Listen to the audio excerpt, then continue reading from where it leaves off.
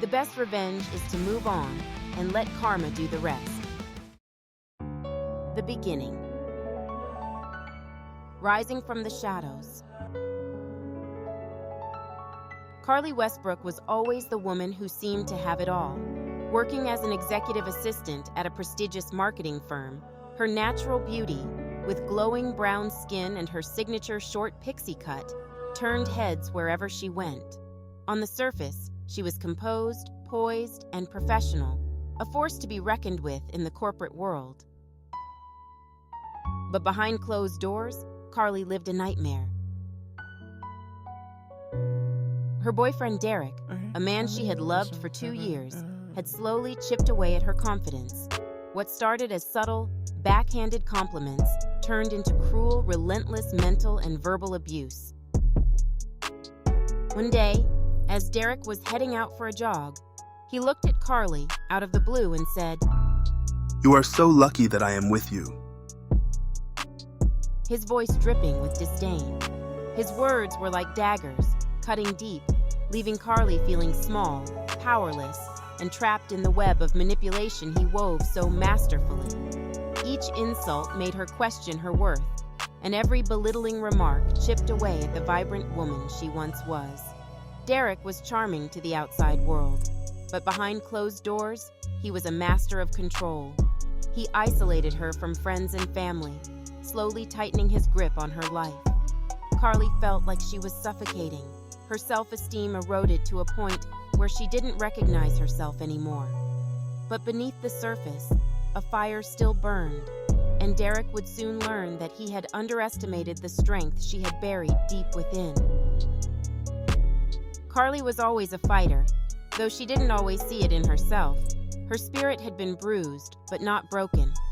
Deep inside, she knew she deserved better, and after months of careful planning and gathering the courage, Karlie decided to make her move.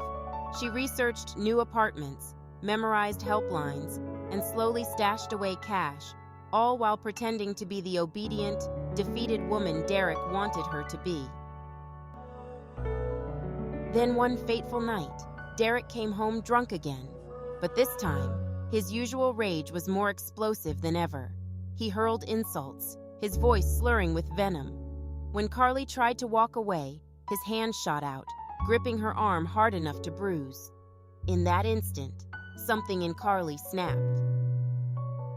Derek's violent outburst escalated, and for the first time, he hit her. The force sent her reeling, but it also crystallized the moment. This was her breaking point. While Derek slumped over, too intoxicated to maintain his anger, Karlie grabbed her phone and dialed 911, her hands shaking but determined. 911, what's your emergency? I need help. The police arrived quickly, and Derek, still drunkenly belligerent, was hauled away to spend the night in jail. As soon as he was gone, Karlie moved like a woman possessed. She packed a bag with essentials, leaving behind anything that tied her to the life she was escaping. By the time the sun rose, Karlie was gone, vanished without a trace. She left behind not just Derek, but the version of herself that had ever allowed him to control her. It was a new beginning, one she had fought for in silence. A new beginning. Months passed, and Karlie found peace in her solitude. She started practicing self-care, listening to lo-fi music, journaling, and rediscovering her passions. Her work performance had improved so drastically that she received a hefty raise and bonus from her boss. She felt lighter. Healing was slow but sure. Her mind, once trapped in Derek's dark shadow, was now filled with thoughts of her future, her potential, and her freedom. One afternoon, while walking through her neighborhood, she ran into Tasha, an old friend from college. Tasha was jittery, her usual confident smile replaced by a trembling lip and anxious eyes. Tasha was dissolved while telling Karlie about her ex-fiancé who had been stalking her. Karlie quickly realized that Tasha was in the same position she had once been in, stuck in an abusive relationship with a man who thrived on power and control. Tasha vented to Karlie about her situation, her voice shaking with fear. As Karlie listened, memories of her own torment resurfaced. Something snapped inside her, a deep-rooted anger mixed with empathy. She had made it out, but so many women like Tasha were still suffering, caught in the same cycle she barely escaped. Karlie knew she couldn't just walk away this time. Tasha needed more than words. She needed action. Birth of Karma. That night, Karlie lay awake, staring at the ceiling. Her mind raced with thoughts of all the women like herself and Tasha. They were strong, yet society treated them like victims, unable to break free from their abusers. Karlie had once felt powerless, but not anymore. An idea began to take shape, a persona, a force that could deliver justice when the law and society failed. Karlie crafted her new identity with precision. By day, she would remain the professional, the very poised, very sweet, very demure Libra, Karlie Westbrook. But at night, she would become the diabolical vigilante ready to balance the scales as Karma. No fancy costume, just a shirt that had Karma boldly written across the chest. But she did wear a black mask that obscured her face and her signature dark lipstick. All they need to know is Karma has no menu. You get what you deserve. The hunt begins. Karma's first night out was quiet, but not for long. As she prowled the streets, her senses sharp, she found herself near a bar she had frequented during her time with Derek. That's when she heard it, the unmistakable sound of a man's voice berating a woman in the alleyway. She crept closer, moving with the agility of a predator in the shadows. There they were, a man towering over a trembling woman, his hand raised in anger.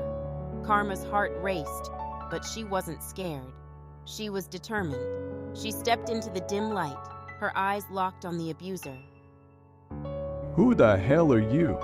The man growled, his bravado faltering as he looked her up and down. Karma's voice was cold, measured, and said, "Someone you'll never forget." Before he could respond, she moved swiftly, delivering several precision punches, and then a final punishing blow that sent him crashing to the ground. As he groaned in pain, Karma stood over him, her boot pressing lightly against his chest. Karma whispered these words over the still monster, her voice laced with steel, she leaning in close to say, "The next time you think about raising your hand to someone, remember this, Karma's a bitch." The woman stood to her feet, frozen, wide-eyed, unsure of what had just happened. Karma turned to her, offering a soft smile, then vanished into the night, leaving the abuser battered but alive, with a lesson he wouldn't soon forget. Later that night, after slipping back into her apartment, Karlie sat in her bed with a journal in front of her, the same one she'd been writing in since her escape from Derek. It had become her refuge, the place where her thoughts and emotions found clarity. She could still feel the adrenaline from the night's events pulsing through her veins, her heartbeat slowly returning to normal. She flipped open the worn leather cover and began to write, her handwriting steady, precise. Tonight, I did what I never imagined I'd be able to do. I looked into the eyes of an abuser, the same way I once looked into Derek's, and I saw fear. Not in the woman he was trying to hurt, but in him. He didn't expect anyone to stop him. He thought he was in control, like they always do. But tonight that changed. Tonight I was the one in control. Karlie paused, her pen hovering over the page.